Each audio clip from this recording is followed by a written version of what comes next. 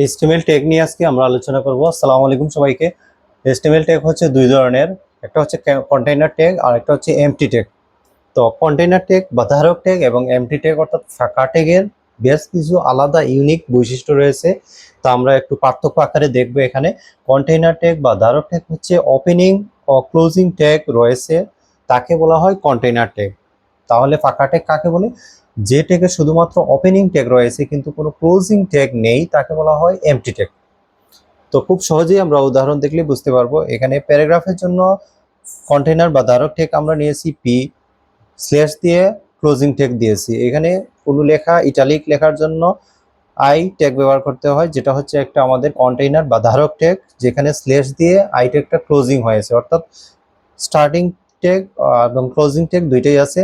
কিন্তু এখানে এমটি ট্যাগে উদাহরণ দেখতেছি আমরা, যেখানে বি আর ব্রেক, কোনো লেখা বা প্যারাগ্রাফে ব্রেক করার জন্য বি আর ট্যাগ ব্যবহার করা হয়, যেখানে স্টার্টিং ট্যাগ আছে কিন্তু কোনো ক্লোজিং ট্যাগ নেই।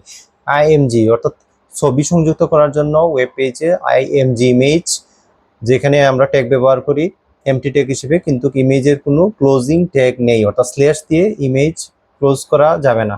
যেখানে এইচআর হচ্ছে একটা ক্লোজিং ট্যাগ নেই, যেখানে মেটা কোনো ক্লোজিং ট্যাগ নেই, অর্থাৎ এখানে প্রত্যেকটা বিআর, ইমেজ, এইচআর, মেটা, এগুলো প্রত্যেকটা হচ্ছে এমটি ট্যাগ বা ফাঁকা ট্যাগ।